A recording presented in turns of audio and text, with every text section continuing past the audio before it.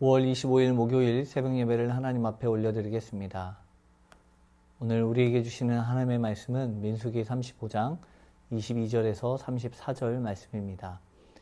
악의가 없이 우연히 사람을 밀치거나 기회를 엿봄이 없이 무엇을 던지거나 보지 못하고 사람을 죽일 만한 돌을 던져서 죽였을 때 이는 악의도 없고 해하려 한 것도 아닌즉 회중이 친자와 피를 보복하는 자 간에 이 규례대로 판결하여 피를 보복하는 자의 손에서 살인자를 건져내어 그가 피하였던 도피성으로 돌려보낼 것이요 그는 거룩한 기름 부음을 받은 대제사장이 죽기까지 거기 거주할 것이니라.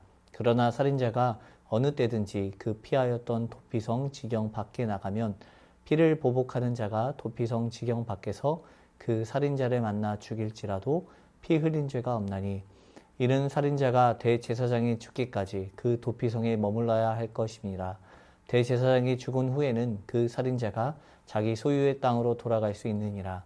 이는 너희의 대대로 거주하는 곳에서 판결하는 규례라.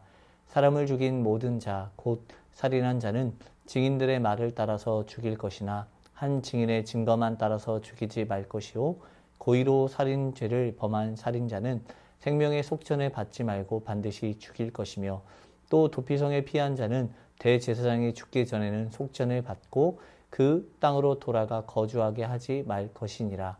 너희는 너희가 거주하는 땅을 더럽히지 말라. 피는 땅을 더럽히나니 피 흘림을 받은 땅은 그 피를 흘리게 한 자의 피가 아니면 속함을 받을 수 없느니라. 너희는 너희가 거주하는 땅엔 곧 내가 거주하는 땅을 더럽히지 말라. 나 여호와는 이스라엘 자손 중에 있음이니라. 아멘. 오늘 본문은 9절부터 설명되어진 도피성에 관한 말씀이 계속 이어지고 있습니다. 그 과정 가운데 어떤 이유든지 고의로 사람을 쳐서 죽인 자는 용서받을 수 없습니다. 하나님께서 도피성에 대한 제도를 마련하신 이유는 비고의적인 살인에 대하여 말씀하시기 위해서입니다. 오늘 본문은 부지 중에 사람을 죽인 사람들의 경우에 이들을 어떻게 보호해야 하는지, 그리고 도피성에서 살아가는 방법과 그곳에서 떠날 수 있는 방법에 대해서 설명해 주고 있습니다. 본문에서 사람을 죽인 사람은 원한도 없고 해할 의사도 없이 사람을 죽였을 때를 이야기합니다. 결과적으로는 고의적인 살인 행동과 차이가 없지만 살인자의 태도와 동기가 다르기에 용서받을 기회가 주어지는 것입니다. 살인행위의 공평한 판단을 위해서 재판은 공정성이 있게 이루어져야 했습니다. 이 절차를 총괄적으로 책임지는 이에 대해서 성경은 회중이라고 이야기합니다. 회중으로 번역된 단어는 지정된 장소에 어떤 구체적인 목적을 가지고 모인 이스라엘 백성들을 가리킬 때 사용되는 단어입니다. 따라서 이는 공회로도 번역되어집니다. 이 판결을 담당하는 사람은 이스라엘 전체 회중이 아니라 살인자가 살았던 마을의 지도자, 즉 장로들의 구성으로 보아도 무리가 없습니다.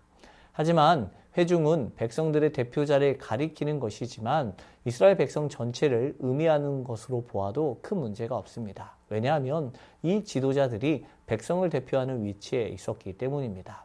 따라서 회중이 판결하는 이 판결은 단순히 개인적 살인사건이라는 문제가 아니라 이스라엘 백성의 정체성과 그들의 삶의 안전을 지키는 일이며 또한 하나님의 백성으로서 마땅히 지켜야 할 삶의 원리와 관계된 것입니다. 그리고 모든 회중이 판결에 참여하는 것은 죄의 판결과 처벌에 있어서 공동체의 책임과 의무를 강조하는 것입니다.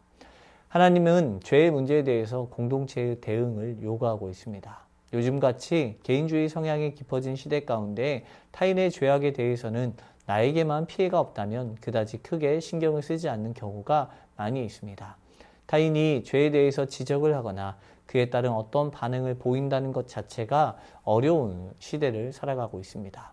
즉, 죄는 철저히 개인적인 것으로 생각하지 공동체와는 전혀 연관이 없는 것으로 생각하는 것입니다. 하지만 믿음의 공동체에 있어서 죄의 문제는 개인의 영역으로 넘기고 모른 척 할 수 있는 것이 아닙니다. 한 사람의 죄악은 모든 회중에게 책임이 있습니다. 바울은 믿음의 공동체에 대해서 머리 대신 그리스도 예수 안에서 한 성령과 한 소망으로 한 몸을 이루는 유기체적 공동체, 존재라고 말합니다.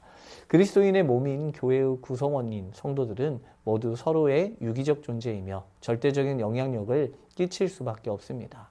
그렇기 때문에 우리는 형제가 지은 명백한 죄에 대해서 무관심할 수 없는 것입니다. 부지 중에 살인에 관한 죄를 범한 이들에 대해서 성경은 그를 건져내어 도피성으로 돌려보내 대제사장이 죽기까지 거기 거주할 수 있도록 명령합니다. 만약 부지 중에 죄를 범한 이 사람이 대제사장이 죽기 전에 도피성을 밖을 나가게 되면 피해 복수자가 성 밖에서 그를 만나 죽여도 상관이 없었습니다. 오직 대제사장의 보호 아래 있을 때 생명을 안전하게 유지할 수 있었던 것입니다. 비록 실수로 사람을 죽였다고 해도 피해자의 입장에서는 그 사람의 실수를 보는 것이 아니라 나의 부모, 형제가 당신 때문에 죽었다는 것만 생각하기 때문입니다. 그리고 피해 복수를 하기 위해서 그 사람을 찾을 것입니다. 만약 도피성이 없다면 가해자는 피해자에 의해서 살인에 대한 대가로 죽임을 당하게 됩니다. 그러한 살인자가 도피성에 의해서 보호를 받게 되는 것입니다. 즉 죽어야 할 자가 도피성에 의해서 죽음을 면하게 됩니다. 그리고 도피성에 거하고 있던 대제사장이 죽으면 살인자는 더 이상 도피성에 매일 필요가 없이 자유의 몸이 됩니다. 자유의 몸이 된 이상 피해자의 친족들도 그에게 죄를 물을 수 없습니다. 자유의 몸이 되었다는 것은 더 이상 죄의 몸이 아니라는 뜻이기 때문입니다. 하나님은 이스라엘 백성들이 어린 양 피해 은혜 안에서 살아가며 그로 인해서 주어진 자유를 잊지 않기를 원하셨습니다. 이스라엘 역시 하나님의 장자 재앙에서 죽어야 할 자들이었지만 문설주에 바른 어린 양의 피가 그들을 죽음으로부터 보호했습니다.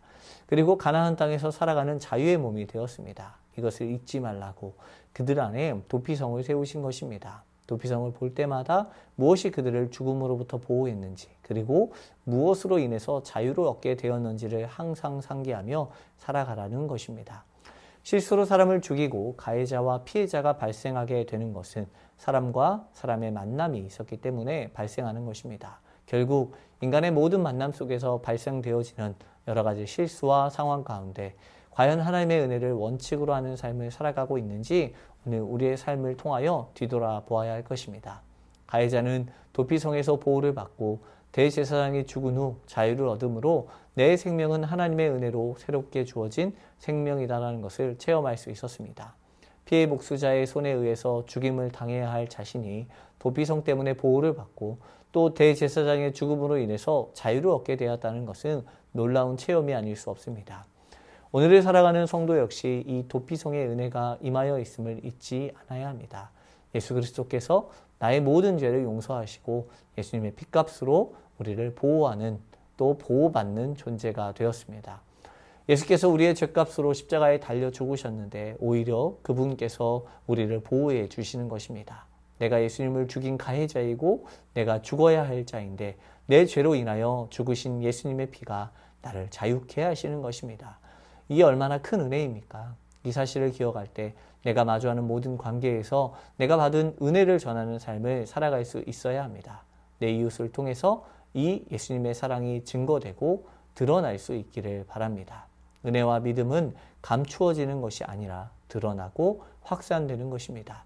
주님의 그 은혜가 있음을 드러내고 확산시켜 마주하는 모든 이들에게 더욱더 주님의 사랑을 전하는 삶을 살아내는 삶이 되길 축복합니다. 말씀을 붙들고 기도하겠습니다. 도피성을 통해 죄악의 저주를 용서하시고 은혜 가운데 지켜주신 은혜를 기억하므로 나 또한 그 은혜를 베풀 수 있는 삶을 살아가게 하옵소서. 불완전한 우리의 삶 가운데 피할 길을 내어주시는 하나님의 은혜를 기억하며 언제나 주님 품 안에서 살아가는 삶이 되게 하옵소서. 나의 피난처요 구원자 되시는 주님께로 더 가까이 나아가는 삶을 살아가게 하옵소서.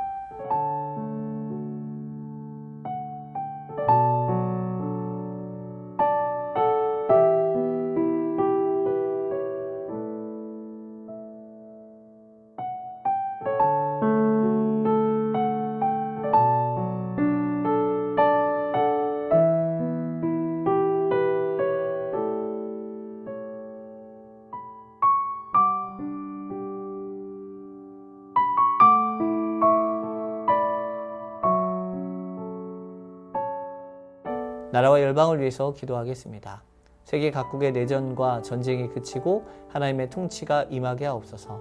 하나님을 경외하는 지도자, 위정자들을 세워주시고 이 나라의 모든 거짓, 음란, 분열의 악한 영의 역사가 끊어지게 하옵소서.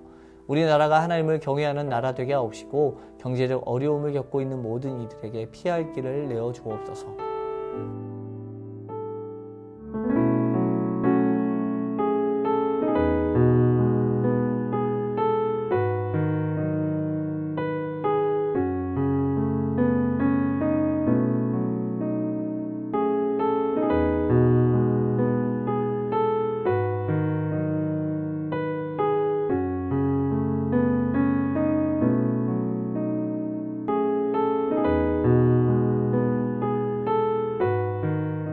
교회를 위해서 기도하겠습니다.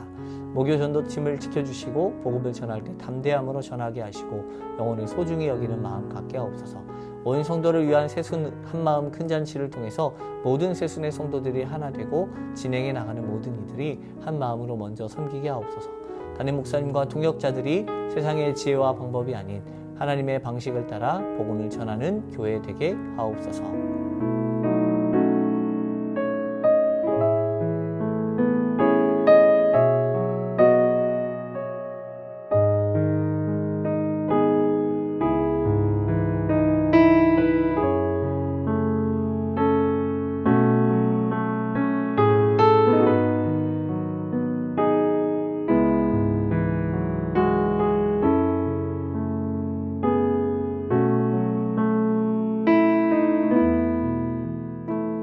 선교사님과 하나분들을 위해서 기도하겠습니다.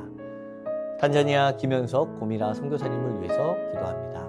컨테이너 서류 준비가 마무리되어 5월에는 준비한 컨테이너가 떠나게 하옵소서. 방과 후 수업에 참여하는 42명의 학생들에게 지혜를 주시고 받은 사랑을 기억하고 베푸는 아이들 되게 하옵소서. 하나분들을 위해서 기도하겠습니다. 최경아 집사님 아버님, 고부덕 권사님, 차영미 권사님, 이기범 집사님, 강동엽 어린이, 권우순 권사님, 이민남 권사님, 신혜남 권사님, 주명우 성도님, 추승민 형제님, 이춘실 집사님, 김인혜 집사님, 최혁기 성도님, 이길태 집사님, 김찬준 집사님, 김영자 권사님, 정승국 권사님, 김봉남 권사님, 김광순 권사님, 박문천 집사님, 노성빈 형제님, 최일랑 집사님 아버님을 위해서 선교사님과 하나분들을 위해서 기도하다가 개인 기도로 나아가겠습니다.